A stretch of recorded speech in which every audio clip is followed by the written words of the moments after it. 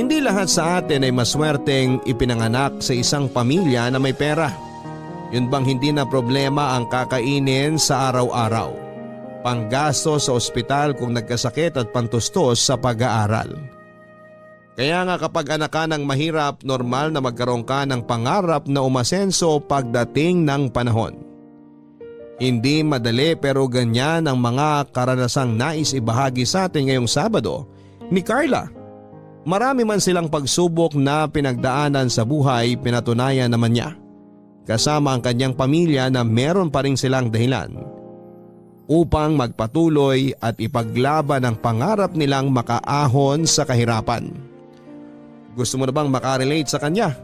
Alamin natin yan sa kwento ng pag-ibig, buhay at pag-asa sa nangungunang Barangay Love Stories.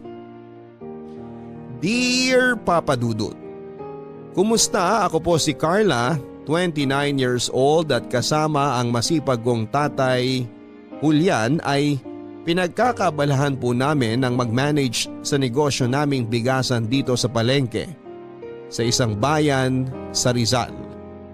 Meron din po kaming sari-sari store na hindi hamak na mas nauna naming tinayo noong araw at masasabi kong blessing para sa aming pamilya.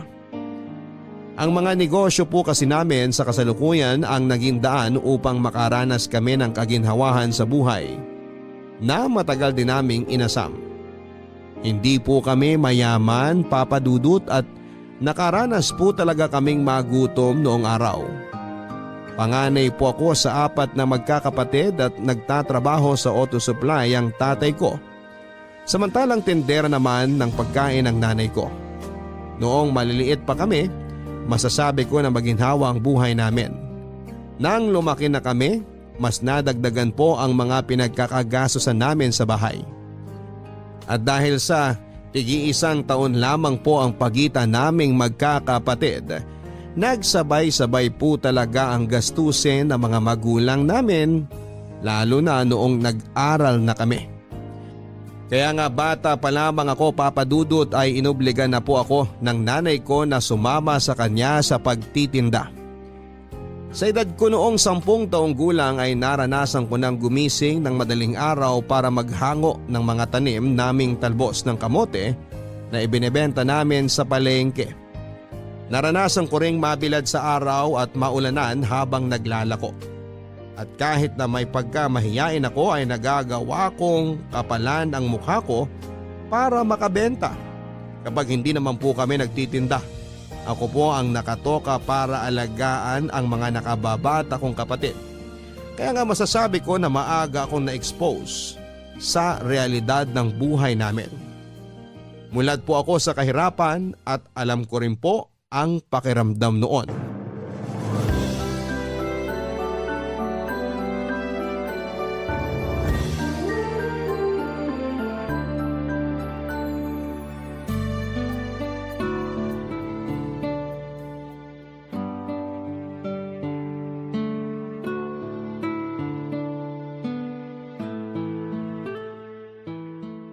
Anak, ikaw ang matanda. At bilang panganay sa inyo, sino na lang aasahan kung tutulong sa akin dito sa bahay natin? Ikaw lang dahil maliliit pa ang mga kapatid mo. Ay, opo, Nay! Opo, nay ka dyan. Naiintindihan mo ba ang mga sinasabi ko? Tandaan mo, para sa'yo naman lahat to, hindi para sa akin. Saka tigil-tigilan mo na rin kasi ang pagrereklamo kapag sinasama kita sa pagtitinda sa palengke, nak. Ang kulit mo kasi, napipikon lang ako sa'yo. Masyado po kasing maaga yung gising natin, Nay. Inaantok pa po ako noon. Aba, kailangan maaga ka magising para makabenta ka ng marami. Tandaan mo, daig ng taong maagap ang taong masipag. Sa pagnanegosyo, hindi ka dapat tanghali bumabangon. Ilang beses ko na bang sinabi sa iyo ang tungkol dyan? Hindi talaga pumapasok dyan sa kokote mo, no? Puro ka kasi laro. Pero di po ba kapag bata, dapat naglalaro naman talaga? Bata pa po ako, Nay. Hindi pa po ako matanda katulad nyo. Sinong matanda? 33 pa lang ako, no? 10 years old pa lang po ako.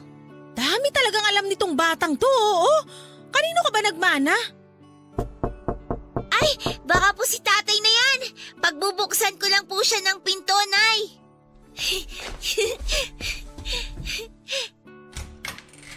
Tay! Oh, Mano po? kawaan ka ng Diyos, nak. Akin na po yung bag nyo. Tapos maupo na po muna kayo kasi mukhang napagod po kayo sa trabaho eh. Salamat, Carla. Oo, medyo nangangalay nga ang binti ko kakatayo kanina. Dami kasi naming customer. Hindi ako magkanda ugaga.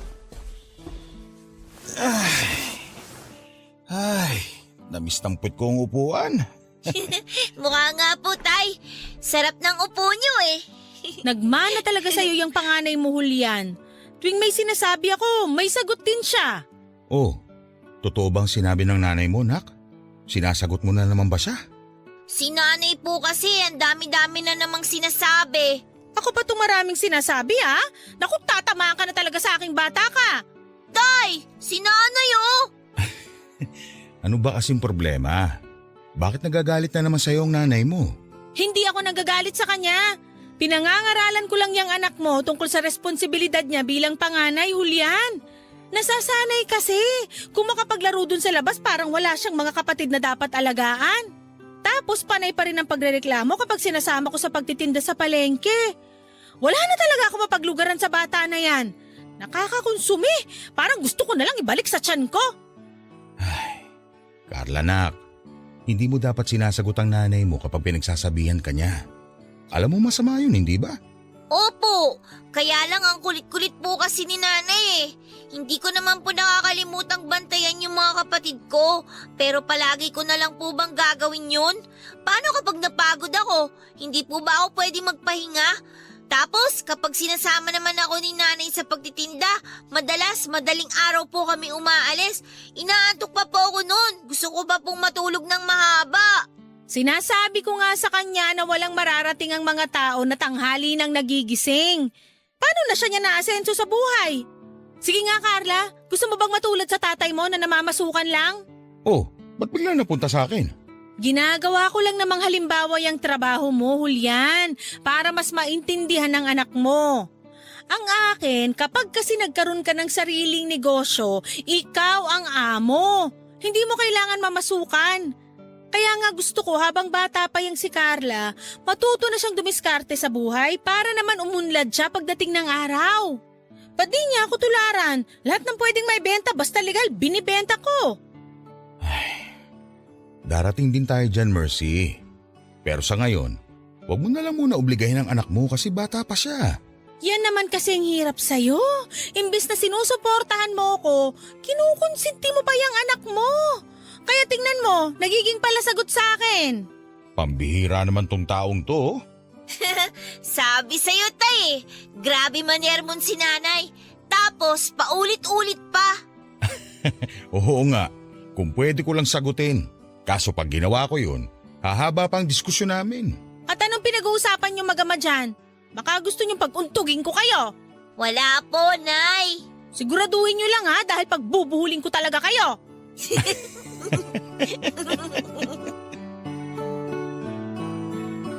Papadudot istrikta po si Nanay Mercy pero hindi naman po siya masamang ina dahil mahal na mahal niya po kami. Tubong Cebu siya at lumuwas lamang sa Maynila pagka-graduate ng high school para magtrabaho. Sa Maynila na rin po sila nagkakilala ng tatay Julian ko na galing naman ng Davao. At nang dumating na nga po kami ng mga kapatid ko sa buhay nila, napadpad kami sa Rizal at dito na tumira. Mataas po talaga ang pangarap sa buhay ng nanay ko at yon ay ang magkaroon kami ng sariling negosyo. Isa rin sa mga priority niya ay ang makatapos kami ng pag-aaral ng mga kapatid ko at magkaroon ng sarili naming bahay. Nangungupahan lang po kasi kami noong araw bago sila nakakuha ni tatay ng lupa sa isang squatters area na pinatayuan namin ng barong-barong. Palagi po sa aking sinasabi ng nanay ko na aasenso lamang ang isang tao kapag marunong siyang magnegosyo. Kaya nga bilib po talaga ako sa kanya dahil napakarami na niyang naitinda na tulad ng mga lutong ulam, karne ng baboy, gulay, isda at mga damit. Basta legal yan, Papa Dudut, hindi po inaatrasan ng nanay ko. Kaya lang halos lahat po yun ay panandalian lamang dahil inuutang lang niya ang puhunan. Lugi pa dahil sa pagbabayad lang sa mga inuutangan niya napupunta ang tubo. Pero sa kabila ng lahat ay hindi marunong sumuko ang nanay ko. Palagi po niyang sinasabi noon na kapag hindi umubra ang plan A, dapat meron kang plan B. Hanggang sa pinakadulo ng alpabeto para wala raw akong dahilan na mabigo sa mga pangarap ko.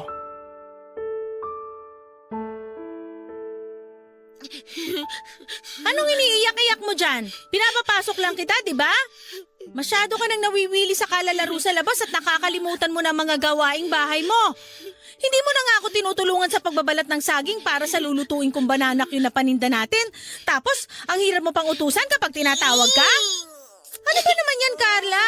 Hindi ka na ba talaga maaasahan? Gusto mo pa talaga yung nasasaktan ka bago mo ako sundin eh. Ngayon na nga lang po ako lumabas nagagalit pa kayo. Abay, sinong di magagalit? Sige nga. Ang iingay ng mga kapatid mo, hindi ko masaway dahil abala ako sa mga paninda natin. Ikaw na lang tong inaasahan kong tutulong sa akin tapos ikaw din tong konsumisyon? Ano ba naman yan? Nakakaintindi ka naman, di ba? Bakit kailangan ko pang ulit-ulitin ang pagpapaalala sa'yo? Kailan ka ba talaga matututo? Kapag wala na ako?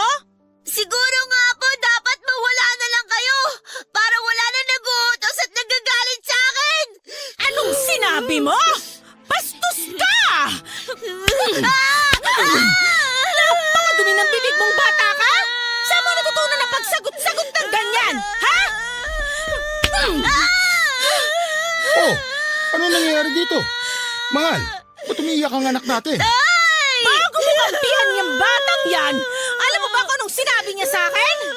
Sana daw, mawala na lang ako para wala na rin nagagalit at nag-uutos sa kanya. Carla, totoo bang sinabi ng nanay mo? Alam mo masama yon. Ikaw na kumausap dyan sa anak mo, Julian, dahil baka lalo ko lang yan masaktan. Pambihirang buhay naman to, oh. Ang gusto ko lang naman, tulungan niya ako rito sa bahay at sa pag-aalaga sa mga kapatid niya. Tapos sasagutin niya lang ako ng ganyan.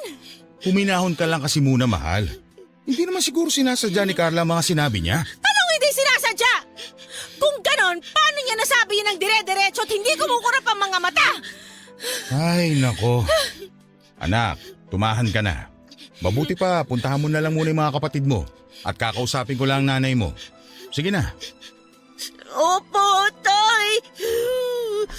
Pagsabihan mo talaga yung panganay mo, Julian! Dahil namumuro na sa akin yan!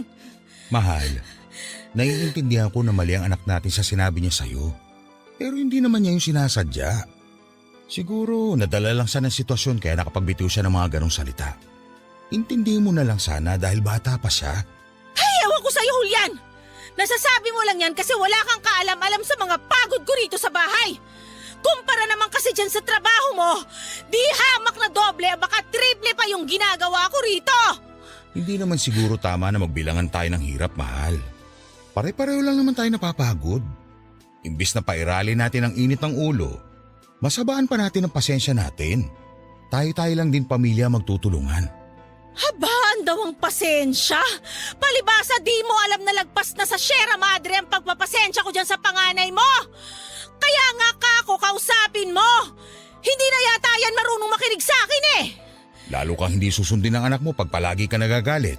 Hindi ako palaging magagalit kung sinusunod lang niya ang mga sinasabi ko. Hay, buwisit! Kung bakit kasi nagkaroon ako na suwail na anak!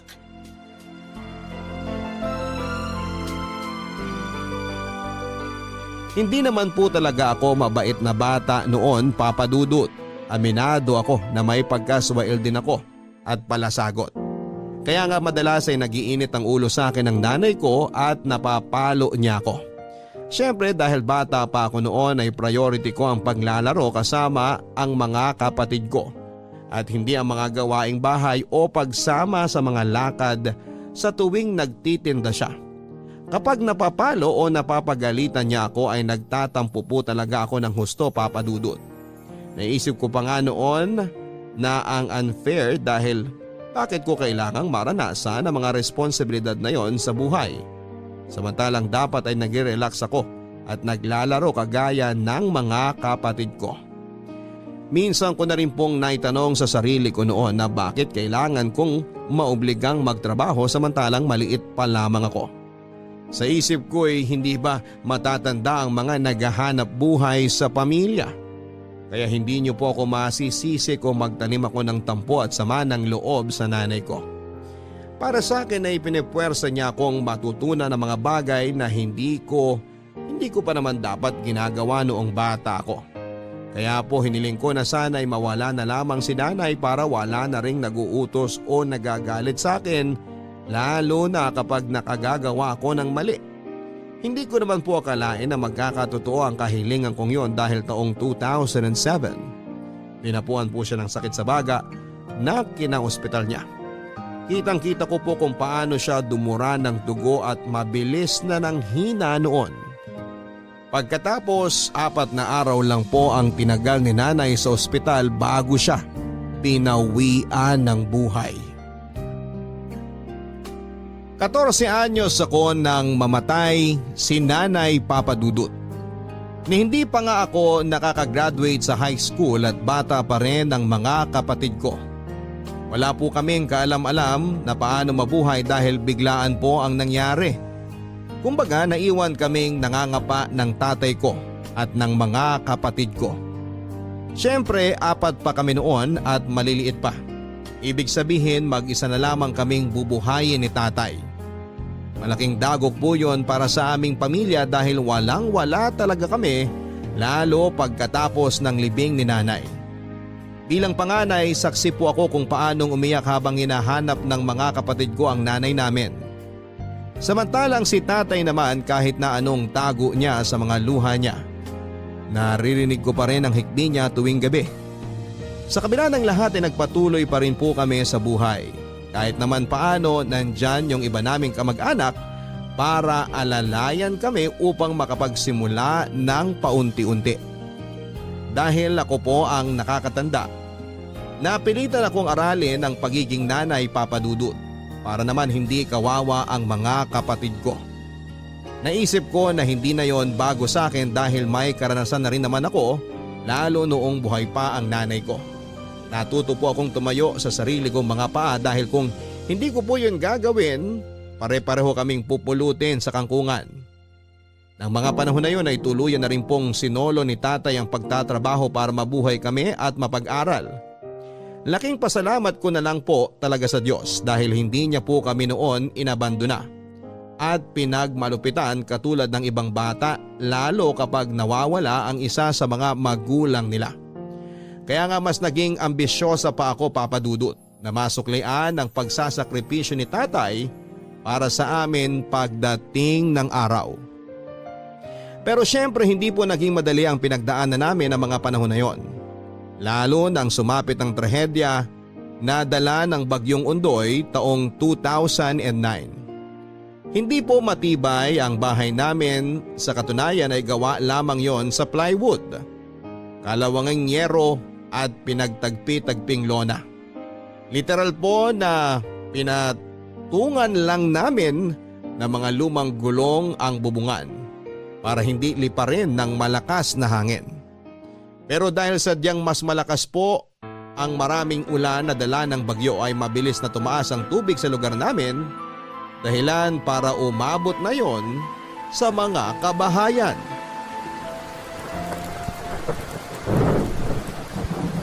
Tay! Pinapasok na po ng tubig ang bahay natin! Halika, tulungan mo ko ilagay itong damitan nyo sa mesa bago pa abutin ng baha. Ayan, Tay! Kaso, paano na po yan? Baha na rin po sa labas. At saka mukhang wala na pong planong tumigil ang ulan. Kaya nga dapat yung gawin ng mga kapatid mo, mag-ipake na kayo ng mga damit at gamit. Hindi na tayo pwedeng dumito sa bahay na to. Walang kasiguruhan kung kailan titigil ang bagyo. Pero, paano na lang po yung iba nating mga gamit? Yung mga uniform po namin, yung libro, tsaka yung mga notebook. Naku naman, yan ang nga bang sinasabi ko eh. Tingnan nyo tayo, basang-basa na po itong mga notebook ko sa school. Naku, yung mga sapatos po namin, Tay, pati yung mga bag. Ano ba naman yan? Uunahin mo pa ba yan kaysa sa pinagagawa ko sa'yo? Ano ba, Carla? Kailan ba makikinig sa mga sinasabi ko? Nakikinig naman po ako. Pero nanghihinayang din ako sa mga gamit ko na nabasa. Tay, kailangan po ba talaga nating umalis ng bahay? Wala tayong pagpipilian dahil hindi naman matibay ang bahay natin. Tingnan mo yung bubong sa bandang kusina. Halos bumigay na. Gusto mo ba talagang tuluyang bumagsak yun bago ka kumilos dyan? Eh kung bakit naman kasi kailangan pang bumagyo eh? Gawin mo na lang ang mga sinasabi ko kaysa magreklamo ka dyan.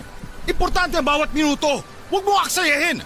Sabihin mo na mga kapatid mo sa labas. Malamang sa lakas ng boses nyo, narinig na po nila. Yan ang nga ba sinasabi ko?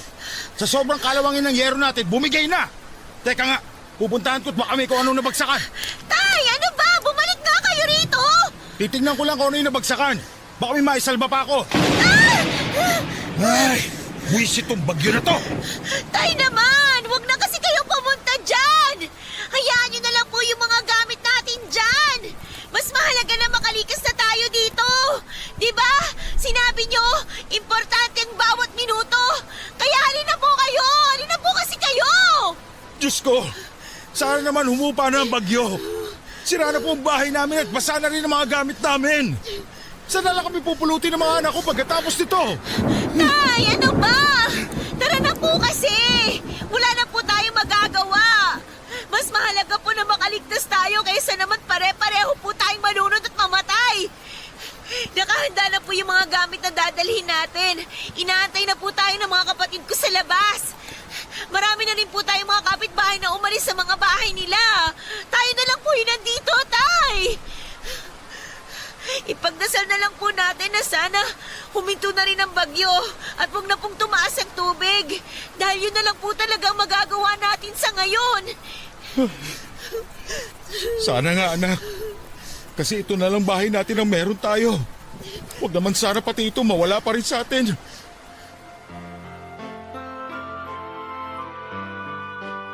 Napilitan kaming lumikas at mabuti na lang po dahil ang bilis na naglagpas tao ang baha doon sa amin. Pansamantalang nanirahan sa evacuation center at hindi po namin nakasama ng matagal si tatay doon, Papa Dudut. Dahil pagkalipas ng ilang linggo, buwaba ng kaunti ang tubig baha at nagdesisyon siyang umuwi sa bahay namin para tingnan kung may maisasalba siyang gamit. Tapos nagkasundo po kami na sa bahay na lang muna siya upang mag-ayos doon ng mga nasira at magbantay ng ilang panaming gamit habang ako naman ang nakatokang tumingin sa mga kapatid ko sa evacuation center. Umuwi po ako noon sa bahay namin para dalhan ng pagkain si tatay, lalo kapag may nakuha kaming ayuda mula sa gobyerno at mga pribadong grupo. Papadudot, isa po yun sa mga pinaka hindi ko makakalimutang alaala ng kabataan ko dahil naranasan ko pong maging desperado para lamang makakuha ako ng ipanlalaman ng tiyan namin. Nandyan yung kaliwat kanan ng mga pila ng relief goods na pinupuntahan para lamang makarami ng bigas, noodles at dilata. Wala po kaming kapera-pera noon at araw-araw naming iniisip kung paano kami makakakain. Doon po namin naranasan na magutom at mauhaw, Papadudot. Lalo pat walang katiyakan ang bawat sandali sa buhay namin ng mga panahon na yon. Tay! Tingnan nyo, ang dami ko nakuhang delata. Bigas tsaka noodles. Madami po kasi akong pinuntahan at pinilahan kanina kaya sobra-sobra po itong dala ko. Masyado naman marami tong inuwi mo sa akin. Baka naman wala na kayo makain doon, ha? Huwag po kayong mag-alala, meron po. Tsaka hindi po ba kayo nakikinig? Nakarami po ako ngayong araw. Ang dami ko pong pinilahan, Tay. Pero anak, hindi pa rin magandang gawain yan. Dahil paano na lang yung ibang nangangailangan din? Alalahanin mo, hindi lang tayo ang nasalanta. Hindi magandang gawain naman lamang ng kapwa. Alam ko naman po yun.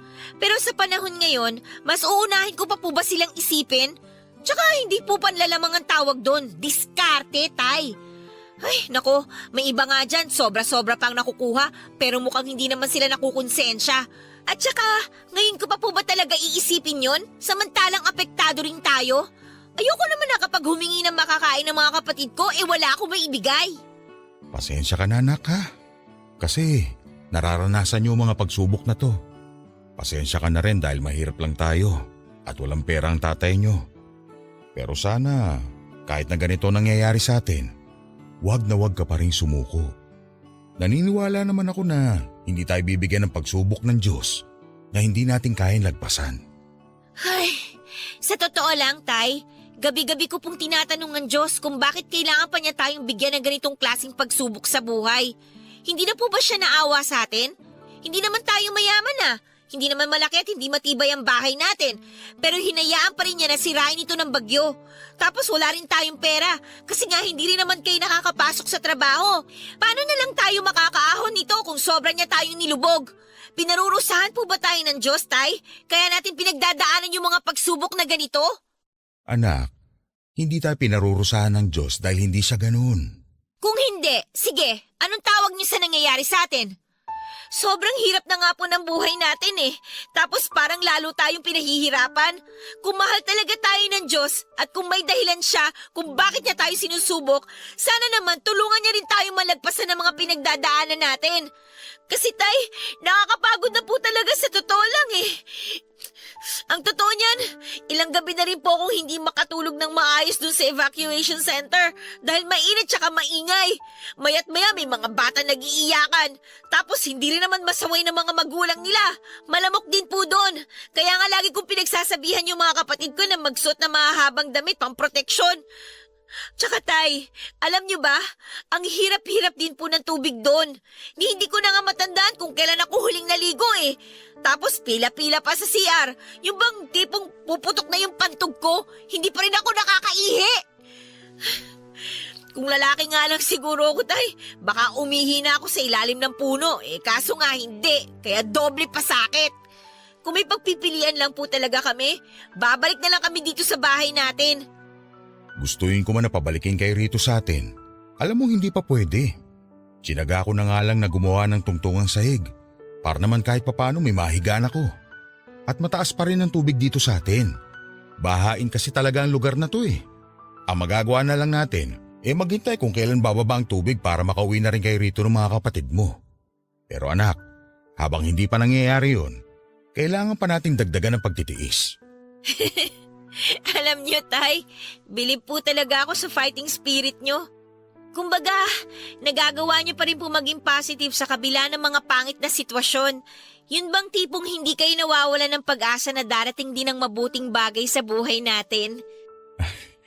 Alam mo kasi anak, sa dami ng hirap na napagdaanan ko at napagtagumpayan sa buhay na to, nakabisado ko na yata ang dapat isipin at gawin.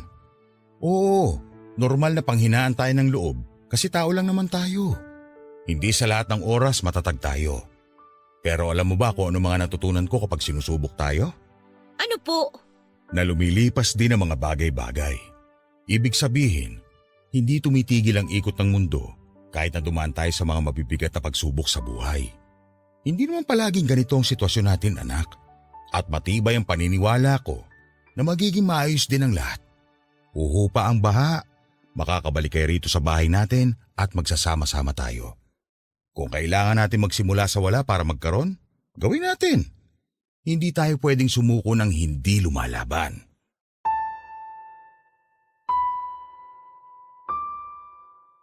Isa po sa mga ipinagpapasalamat ko ng panahon na yon ay ang positibong pananaw sa buhay ng tatay ko, Papa Dudut. Na kahit mahirap ay maraming pagsubok at wala kaming kaidea-idea sa hinaharap ay palagi pa rin po siyang umaasa na merong mabuting mangyayari.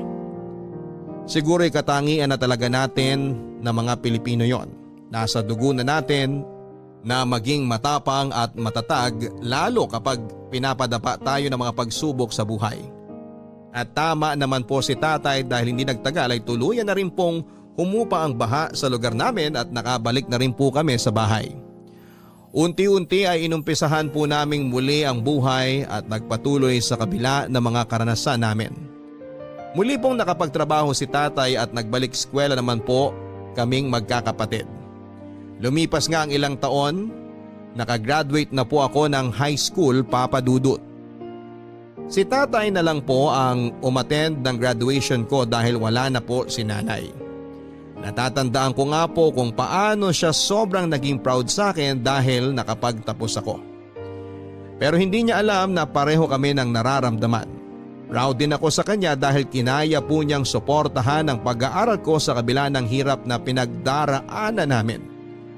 Doon ko po naisip na magtrabaho na lamang muna at tumulong sa mga gastusin namin sa bahay imbes na tumuloy sa college dahil may mga kapatid pa rin po ako nag-aaral, Papa Dudut. 1 taon din po akong huminto para magserbedora sa isang kantin sa Cubao. Kumikita po ako noon ng 200 kada araw na siya namang iniipon ko at ibinibigay kay tatay kapag umuuwi ako sa amin. Bukod doon ay nagtrabaho rin po ako bilang pump attendant sa isang gasoline station ng ilang buwan. Taong 2011 ay nagdesisyon po si tatay na pag-aralin na ako sa kolehiyo. At kahit naiisipin na naman niya ang pang-tuition ko ay naging desidido po siya na matupad ang pangako niya kay nanay na pagtapusin kami ng pag-aaral. Kaya nga para may pansuporta sa mga gastusin ko sa school ay nag-alaga po si tatay ng baboy na siyang ibinebenta niya tuwing ika-4 na buwan, sakto sa pagsisimula ng bawat semestre noong nasa kolehiyo ako. Noong araw ay hindi pa naman po ipinagbabawal ang backyard piggery kaya hindi naman isyu ang pag-aalaga namin ng 1 hanggang 2 baboy, Papa Dudut. Bukod doon ay palagi namang pinapanatili ni tatay na malinis ang babuyan namin upang walang magreklamo sa baho na maaaring manggaling sa babuyan namin. Pagdating naman po sa kinakain ng mga alaga namin, bukod sa feeds na hindi namin kayang ibigay araw-araw kasi mahal, hinahaluan namin yon ng kaning baboy. Pero hindi po kami yung tipo na nangongolekta sa mga bahay-bahay dahil meron pong malapit na dam site sa lugar namin kung saan ay tinatapon ng basura mula sa mga restaurant at palengke. Sa maniwala kayo o sa hindi, Papa Dudut, naranasan ko pong sumama sa tatay ko para manguha ng pagkain ng baboy sa basurahan kung saan marumi, mabaho at madalas ay bilad po kami sa ilalim ng araw. May mga pagkakataon din po na hindi ko mapigilang mainggit sa mga alaga naming baboy dahil ang sasarap na mga pagkain nila na nakukuha namin sa dam site. Katulad na lamang ng manok, gulay at isda, tinapay at prutas at kung ano-ano pa. Doon ko rin po napatunayan na ang daming pagkain ang sinasayang ng mga taong may kakayahang bumili noon. Hindi nga nagtagal ay hindi na lang po yung mga alaga naming baboy ang kumakain ng mga pagkaing nakukuha namin sa dam site. Ipinanlalaman siya na rin po namin yon ng pamilya ko. Lalo kapag pwede pang piliin at hindi pa masyadong sira. Kung tawagin ay pagpag kung saan ay hinihimay namin ang karne at niluluto muli para ulamin.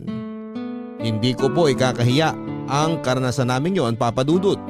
Dahil kung hindi namin ginawa yun noong araw ay tiyak na mamamatay kami sa gutom.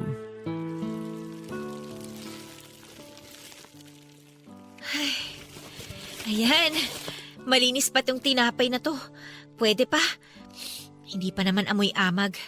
Naku, siguradong konting init lang to tapos bubudburan ko na lang ng asukal, sasarap na to. Carla, anak! Ay, pating! Oh, ano ba yung ginagawa mo? Nagulat naman ako sa inyo, Tay. Kanina mo pa kasi inahalong katsyan sako. Ano bang gagawin mo dyan sa hawak mong tinapay? Kumain na naman yung mga alaga nating baboy, hindi ba? Sa lagay, Tay, sila lang bang may karapatang kumain? Siyempre tayo rin po, no? Nakikita niyo po ba to? Malinis pa mga to, Tay. Ito po yung tinapay ng mga pizza na wala ng sauce kaya pwedeng-pwede pa po nating kainin. Inamoy ko na po to. Hindi naman po amoy amag. Tapos napagpagan ko na rin po tsaka napilian. Pero para makasigurado po tayo na patay ang 99.9% ng germs, iinitin ko po to dun sa kawali. Alam mo ikaw, nakakatawa ka talaga kahit kailan. Seryoso po ako, Tay. Plano ko rin pong budburan ng asukal para magkalasa naman kasi sa tingin ko po. Parang matabang na mga to eh. Ang tanong, meron po ba tayong asukal? Ang alam ko, may asukal na stick pa doon sa lagayan. Yung tigdudos. Ayun, sakto! Sigurado matutuwa ang mga kapatid ko nito dahil may almusal sila. Kahapon nakasimangot yung mga yun kasi nagkape lang sila eh. Partida ha, wala pang kalasa-lasa yung kinanaw nila dahil naubos na yung binili nating tingi sa tindahan. Pasensya na kayo, nak ha? Pasensya naman po sa antay. Kasi sumasala tayo sa pagkain. Nararanasan yung magutom. Siguro kung may extra lang sana tayong pera, makakabili tayo ng sobra-sobra sa kailangan natin. At hindi nyo rin kailangan kumain ng mga napupulot lang natin sa tambakan. Naku tay, sa maniwala kayo sa hindi, ayos lang naman po sa amin na kumain ng pagpag. Oo nga, mukhang delikado tsaka pwedeng pagmulan ng sakit. Pero kapag ganito nagipit tayo at wala tayong pera para bumili ng malinis na pagkain, kailangan po talaga nating magtiis. Tsaka, masarap naman po itong mga nakukuha natin sa tambakan eh. Kala lang ng iba marumi kasi dun nga galing. Pero hindi naman po ito hinahalo sa mga basura na nakokolekta sa mga bahay-bahay. Nakahiwalay naman po ito, di ba? Ibig sabihin, meant to be po talaga na ipanlaman tiyan. Salamat anak. Dahil naiintindihan yung magkakapatid ang hirap ng buhay natin. Dalangin ko na lang na sana maging ligtas sa anumang uri ng sakit ang mga pagkain na yan. Kung tutuusin, biyaya pa rin yan mula sa Diyos at dapat pa rin nating ipagpasalamat. Tama po kayo. Kapag po dumating yung araw na may kakayahan na po tayong bumili ng malinis na pagkain, hinding-hindi ko pa rin po makakalimutan ang lasa ng pagpag. At hindi ko rin po ikakahiya na sabihing naranasan natin kumain ito para may panlaman tiyan. Sana nga dumating yung araw na yon. Yun bang hindi na natin po problemahin kung saan tayo kukuha na makakain? Kaya nga po nag-aaral ako mabuti para kapag nakapagtapos na ako, magkakaroon ako ng disenteng trabaho nang sa ganon kumita rin ako ng maraming pera. Magdilang anghel ka anak. Siyempre naman po tay. Pero sa ngayon, tama na po muna ang kwentuhan dahil medyo kumakalam na po yung tiyan ko eh. Kayo po ba, nag-almusal na po ba kayo? Yun nga hindi pa. Kung ganun, tara na po. Iinitin ko lang po itong mga tinapay tapos sabay na po natin kainin. Tirahan na lang po natin yung mga kapatid ko kasi baka po umiyak. Puro ka talaga kalokohan. Mana lang po ako sa inyo.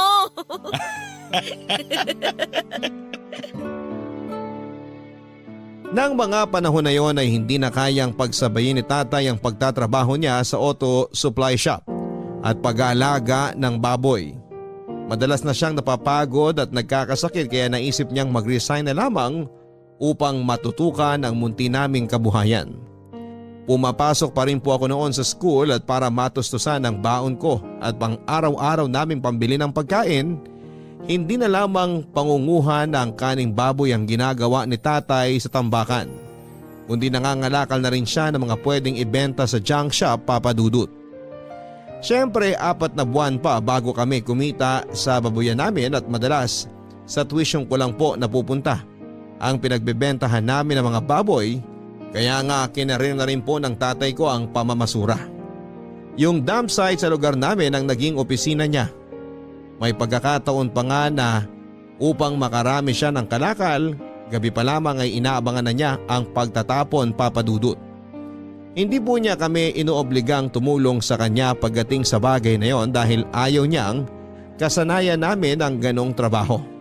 Sa halip, sinasabi niya sa aming pag-aaral namin ang atupagi namin upang pagdating ng araw, hindi kami matulad sa kanya na isang basurero. Yun po ang mga salita niya na tumatak sa aking isipan at naging inspirasyon upang magpursiging makapagtapos ng pag-aaral. Nagdaan pa ang ilang taon, nagkatotoo naman ang pangarap ng tatay ko nang graduate na ako sa kolehiyo. Ano pong sabi niyo, tay? Buntis si Kimberly? Oo, yun ang binalita niya sa akin kanina. Sabi niya, ako na lang din magsabi sa'yo. Aba, ayos din ah. Teka, nasa na ba yung babae na yan para masabunutan ko? Carla anak, bakit mo naman gagawin yun kay Kimberly? Saka, bakit ganyan na lang ang reaksyon mo? Hindi ka ba natutuwa na magkakaroon ka na ng pamangkin? Tingnan niyo yung mukha ko, tay. Tong mukhang to, tay. Masaya ba sa tingin niyo? Hindi kita maintindihan. Pwede bang ipaliwanag mo kung bakit nagkakaganyan ka? Sino ba naman po kasi ang matutuwa sa pinaggagawa niya? Nung isang araw lang nag-usap kami ni Kimberly na tutulong muna siya sa pamilya natin pagka-graduate niya ng college. Para naman kahit paano mapagawa natin tong bahay natin. Dahil kung yung sweldo ko lang pong aasahan, wala pong mangyayari sa atin. Alam niyo yan, Tay. Tapos, bigla-bigla na lang sasabihin niya na buntis siya. O sige nga, nasan dun yung kasunduan namin na tutulong muna siya sa atin? Pero nak, nasa tamang edad na rin naman ang kapatid mo. Alam ko na alam niya na ang ginagawa niya. Hindi po ako naniniwala na alam na niya ang ginagawa niya. Kasi kung alam niya, edi sana naisip muna niya na mahirap ang buhay natin. Tapos ngayon, magdadagdag pa siya ng papakainin? Alam ko, Tay, pamangkin ko yung batang dinadala niya. Apo nyo, kadugo natin. Pero wala pa naman po siyang kakayahan at saka sapat na pera para tustusan ang mga gastusin sa pagpapalaki ng anak niya. Ni hindi pa nga siya nakakapag-apply ng trabaho eh. Nagpabuntis na kagad siya ilang linggo pagka-graduate niya. No, pakasarap niya talagang sa bunutan. Ay, nandyan na yan. Wala na tayong magagawa. Hindi naman pwedeng ipalaglag ng kapatid mong anak niya dahil konsensya niya yun. Sino po bang may sabi na dapat ipalaglag yung baby? Siyempre ang ending, tatanggapin pa rin naman po natin yung bata dahil nandyan na nga, di ba? Tay, ang sa akin lang... Ang akin lang naman, sana man lang naisip niya yung pamilya natin at yung buhay natin. Kasi sa nakikita ko, gusto lang tumakas ni Kimberly sa responsibilidad bilang anak niyo kaya nagpabuntis siya. Tay, kahit saang anggulo niyo tingnan, ang unfair nun. Palagi na lang po ba na tayong dalawang mag-a-adjust? Sorry kung ganito po ako mag-isip kasi ang buong akala ko, matutulungan na niya ako para mapaayos tong bahay natin. Kaso mukhang mali pala ako.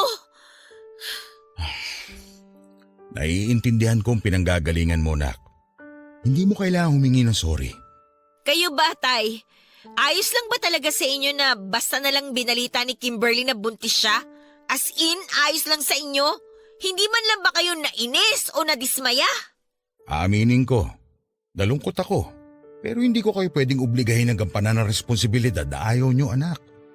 Kung totoo nga na tinakasan ng kapatid mo ang obligasyon niyang tumulong para maipaayos ang bahay natin, hayaan na lang natin siya. Dahil buhay naman niya yun. Sana hindi na lang siya nangako kung hindi naman niya kayang tuparin. Ikaw din. Kung napapagod ka na, wala namang kaso kung hindi natin maipaayos ang bahay. Alam ko marami ka na rin sinakripisyo para sa pamilya natin.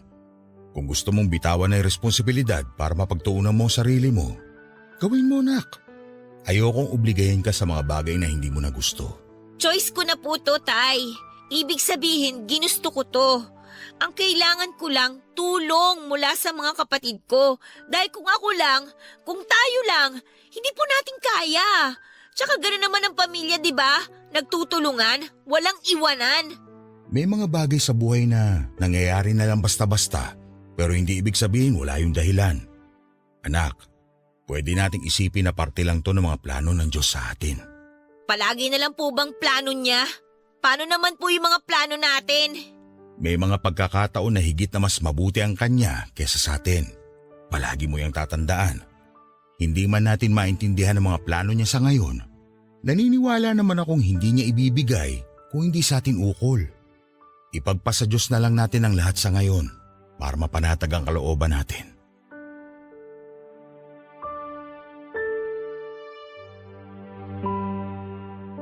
Para sa akin, Papa Dudut, walang karapatan ang kapatid ko na magdagdag ng isa pang pakakainin dahil mahirap na nga ang buhay namin. Tapos gusto pa niyang idamay ang magiging anak niya sa mga kahirapan namin. Bukod doon ay napaka-unfair niya.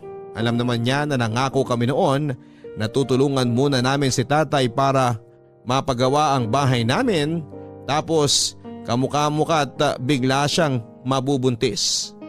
Yun po ang eksaktong pakiramdam ko ng panahon na yon, Papa Dudut. Kaya hindi ko rin po naitago ang sama ng loob ko para sa kapatid ko. Pero alam ko rin po na hindi ko siya pwedeng kamuhian habang buhay dahil kapatid ko pa rin siya. Kaya nga matapos ang pag-uusap namin yon ni tatay, marami po akong na-realize sa mga bagay na siyang naging daan upang mabuksan ang pagtanggap at pagpapatawad sa puso ko. Oo, naggalit ako sa kapatid ko pero hindi nagtagal. nagkabati rin po kami, Papa Dudut. 24 years old po ako noon at 2 taon na rin simula nang makagraduate sa college, Papa Dudut. Yung unang taon ko ay ginugol ko sa pagiging volunteer sa isang non-government organization habang rumaraket sa mga project-based na trabaho.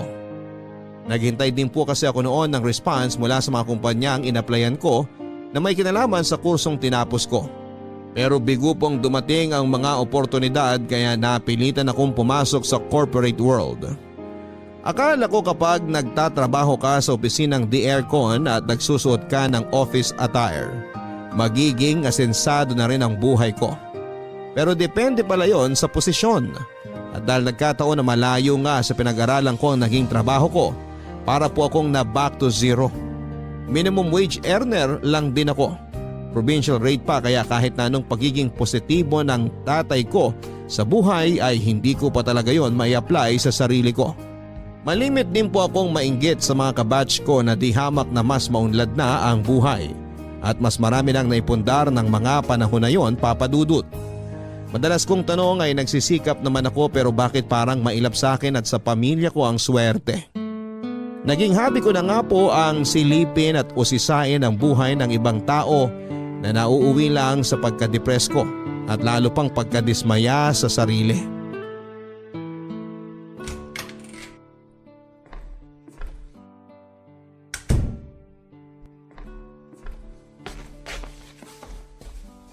Mano po, Tay? Kaawaan ka ng Diyos, nak. Ay, Tay. Sumweldo na po pala ako pero baka po kulangin ang maibibigay ko kasi hindi ko na naman nakumpleto yung cut-off eh. Yun po kasi yung nagkasakit ako tsaka umabsent ako ng ilang araw. Pasensya na po kayo ah. Wala namang kaso yun. Hindi mo naman kontrolado ang sitwasyon. Kung hindi lang po sana ako nagkasakit, di hindi rin ako absent. Buwisit talaga tong katawan na to kung kailan dapat maging malakas tsaka manghihina. Anak, ano ba yung pinagsasabi mo? Bakit ganyan mo na lang sisihin ang sarili mo? Ano po magagawa ko kung pakiramdam ko kulang na kulang pa rin ang lahat ng effort ko? Nakakainis naman po kasi eh. Kung sana naging mas matalino lang ako o kaya naging mas maganda, baka may narating na ako sa buhay. Kaso hindi. Ganito lang ako, sakto lang. Hindi malas pero mas lalong hindi rin swerte. Alam nyo, mabuti pa yung mga classmate ko nung college. Mga asensado na sa buhay ngayon. Yung iba nga nakakabili na ng bahay tsaka lupa. May kotse na tsaka pa-travel-travel na lang. Samantalang ako, nagtitiis sa kakarampot na kita at nagpapakamatay sa ka-OOT para madagdagan ng sweldo. Wala rin akong ipon. Hindi pa rin matapos-tapos ang pagpapagawa ng bahay. Bubong pa lang, kulang na kulang pa. Ano ba namang klaseng buhay to? Siguro ito na nga yung karma ko kasi naging masamang bata ako nung araw eh. 'Di ba? Hiniling ko na sana mawala na si nanay. Tapos nangyari nga. Tay, pakiramdam ko akong pumatay sa kanya eh. Alam mong hindi totoo yan. Walang gabi simula nung mamatay si nanay na hindi sumagi sa isip ko na kasalanan ko ang lahat, Tay. Hindi kasi ako nakikinig sa kanya tapos sinasagot-sagot ko pa siya. Kaya ngayon, pinarurusahan na ako ng Diyos dahil naging masamang anak ako sa inyo ni nanay noon. Hindi totoo yan. At hindi rin ako naniniwala na pinarurusahan ka ng Diyos. Carla, anak. Oo, maagang kinuha sa atin ang nanay mo. Namatay siya pero hindi mo kasalanan yun. Wala sa atin na may kontrol ng mga mangyayari. Anong malay natin? Hanggang dun na lang talaga ang ilalagi ng nanay mo sa mundo. Kaya nga po nagsisisi na ako ng gusto. Kung kaya ko lang ibalik ang nakaraan, hindi na ako magiging suwail na anak. Minsan, tinatanong ko yung sarili ko, galit kaya sa akin si nanay? Hindi galit sa'yo ang nanay mo. Alam ko yun dahil kilala ko siya. Mahal na mahal ka niya. Kayo ng mga kapatid mo. Kaya wag na wag mong iisipin ang bagay na yan. Sa katunayan, alam ko rin na sobrang proud siya sa'yo, anak. Kasi kahit wala na siya, nagtapos ka pa rin ng pag-aaral. Tinupad mo pa rin yung kaisa-isa niyang pangarap para sa'yo at sa mga kapatid mo. Kahit na mahirap, inalagaan at binantayan mo pa rin ang pamilya natin. Ikaw na yung nagsilbing nanay sa mga kapatid mo. kahit na bata ka pa lang noon. Carla, hindi ko to madalas sabihin pero para sa akin, ikaw yung pinaka-the best kong anak. Tay, baka naman kapag nalaman ng mga kapatid ko na may favoritism ka, baka magtampong mga yun. Pantay-pantay ang pagmamahal ko sa inyo. Namin ang nanay nyo. Nagkataon lang na espesyal yung sayo. Kasi mas mabigat yung responsibilidad at papel na ginagampanan mo para sa pamilya natin. Salamat sa Diyos kasi nagkaroon kami ng anak na kagaya mo. Kaya wag na wag mo na ulit mamaliitin ang sarili mo. Dahil kung susumahin, malayo-layo na rin ang nararating mo, nak. Pakatandaan mo, may takdang panahon ng lahat ng bagay sa buhay natin para magkatotoo. Kung naunang mangyari yun sa iba, hindi yun nangangahulugan na napag-iiwanan ka na. Naiintindihan mo ba? Opo, Tay. Oh, bakit ka naman umiiyak? May nasabi ba akong hindi mo nagustuhan? Lahat po ng sinabi nyo, nagustuhan ko kaya nga po ko naiiyak eh. Salamat, Tay, ha, sa pagpapaalala sa akin na lumaban at magpatuloy. Lalo kapag ganito na nakakaramdam ako ng lungkot at pagod. Alam nyo, kapag kayo yung nagsasalita, nawawala talaga yung pag-aalala ko. Gumagaan po yung dibdib ko. Ito talagang anak ko, oo. Halika nga't yayakapin ka ng tatay. Ang laki-laki na, iyakin pa rin. Tahan na. Tayo naman eh.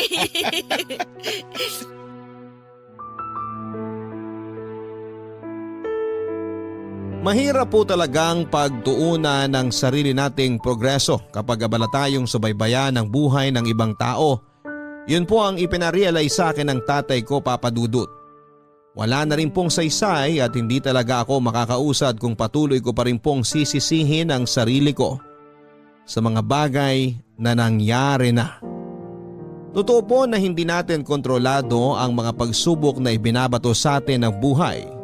Pero wala rin po tayong hindi kakayanin basta kasama natin ang Diyos. Kaya nga kahit mahirap, malubak ang daanan, masalimuot at mabagal, gumigising po ako sa araw-araw dala-dala ang matibay na paniniwala na darating ang takdang panahon na magbubunga rin ang lahat ng sakripisyo namin. Nasa ganun po kaming phase ng buhay namin nang maalala ko ang lahat ng itinuro sa akin ni Nanay Papa Dudut tungkol sa pagninegosyo at diskarte. Kaya agad-agad ay nagtayo po kami ni tatay ng sari-sari store mula sa maliit na puhunang na itabi ko sa mga sweldo ko. Iniwasan po talaga namin ang magsimula sa utang dahil mahirap umasenso kapag ganon. Kaya kahit maliit ang tubo namin sa aming tindahan, mas mabuti na yon kesa mapunta lamang sa pagbabayad utang sa ibang tao. Hindi nga nagtagal, Papa Dudut. Nagkaroon ng trabaho ang iba ko pang kapatid at namuhunan din po sila sa muntin naming tindahan. Tapos ay dumami rin po ang mga binibenta naming goods at lumaki na rin po ang kinikita namin sa pang-araw-araw. Nagpatuloy pa po ang magandang karera namin sa pagninegosyo sa paglipas ng mga taon. Tulong-tulong po kami ng pamilya ko kaya mas naging magaan ang bawat trabaho. Unti-unti ay naipaayos namin ang pangarap na bahay ng mga magulang namin. Nakabili kami ng mga gamit sa bahay na wala noong kabataan namin. Bukod doon ay hindi na rin po kami sumasala sa pagkain at panatag na kami dahil may pera na kaming madudukot sa panahon ng pangangailangan. Ay, alam nyo, Tay, kahit na nagka-pandemic, maayos pa rin po ang kita natin sa bigasan. Oo nga, hindi masyado malaki katulad nung dati, tsaka madalas balik puhunan lang. Pero kumikita pa rin kahit paano. Patunay lang yan na hindi pa rin tayo pinababayaan ng Diyos. Hayaan mo, nak. Naniniwala naman ako na pagagalingin niya ang mundo natin. Mawawala rin tong pandemya at babalik din ang lahat sa normal. Ako rin po, naniniwala na magkakatotoo ang mga sinabi ninyo. Kasi proven and tested na basta kayo nagsalita eh. Nagkakatotoo po talaga. Puro ka naman kalokohan. Uy, hindi po kalokohan ang tawag doon, Tay, ha? Kumpiyansa. Pero alam nyo, dapat naman po talaga tayo magpasalamat sa Diyos, Tay, eh. Kasi bukod sa palagi tayong ligtas sa mga sakit, lalo na po kayo, malaki po talaga yung naitulong niya para matupad po yung mga pangarap natin sa buhay. Kasi tingnan nyo, naging successful yung mga negosyo natin, naipaayos na natin yung bahay, nakabili tayo ng mga gamit, tsaka nakakapag-secure na rin po tayo ng pera sa bangko na pwede nating dukutin kapag nangailangan tayo. Kung susumahin, malayo na po tayo dun sa dating tayo na mahirap, na isang kahig at isang tuka at nakaranas magutom. Tama kayo nung sabihin nyo na lahat ng bagay may tamang panahon. Madalas, naiinip tayo kasi minamadali natin ang resulta ng mga sakripisyo natin sa buhay. Pero wala namang punla na itinanim na kagad tutubo sa mismong araw rin na yun. Lahat ng bagay sa mundong to dumaraan sa proseso. Nakikita ng Diyos sa mga sakripisyo natin sa buhay. Naririnig niya mga panalangin natin. Huwag lang tayong mainip dahil ibibigay niya pa rin ang inaasam ng puso natin sa tinaktang araw na dapat itong magkatotoo. Pero nak, dapat mo pa rin tandaan na maaari pa rin niyang bawiin ang lahat ng ibinigay niya sa atin kapag hindi natin ito pinahalagahan at hindi tayo marunong lumingon sa ating pinanggalingan. Kaya nga importante na kahit pakiramdam natin lumilipad na tayo, panatilihin pa rin nating nakatapak sa lupa ang mga paa natin. Alam ko po yun, Tay. Pero salamat pa rin po sa pagpapaalala. Bukod po sa taus-pusong pagpapasalamat, lagi ko rin pong pinapanalangin na sana bantayan niya ang puso ko para maging malinis at maging karapat-dapat. Dahil sino ba naman ako? Tao lang naman po ako na pwedeng magkasala at saka magkamali. At yung mga karanasan po na pinagdaanan natin sa buhay noon, hindi ko po yun makakalimutan, Tay. Sa katunayan, malaki nga po yung bahagi noon para mas mahubog pa ang pagkatao ko sa kasalukuyan. Kung noon, wala akong ibang alam gawin kundi questionin yung mga nangyayari, lalo na kapag hindi ito ayon sa plano ko. Pero ngayon, Tay, natutunan ko na pong magtiwala sa mga plano ng Diyos. Dahil sabi niyo nga, mas mabuti ang mga nais niya kaysa sa mga gusto natin. Kung maririnig lang na magiging anak mo ang kwento ng buhay natin, sigurado magiging proud sila sa'yo dahil kinaya mo. Teka, sandali. Maisingit lang ha. Kailan mo ba plano mag-asawa? Baka nakakalimutan mo. 55 anyos na ako, Carla. Wala pa rin ako nagiging apo sa'yo. 28 ka naman ha. Nasa tamang edad na para lumagay sa tahimik. Tay, darating din po tayo dyan. Pero sa ngayon po, hindi ko pa po talaga priority ang bigyan kayo ng apo. Sorry po, no offense ha. Pero may apo na naman kayo kay Kimberly kaya ayos na po yun. Ewan ko sa'yo, dami mong alam. Mana lang po ako sa inyo.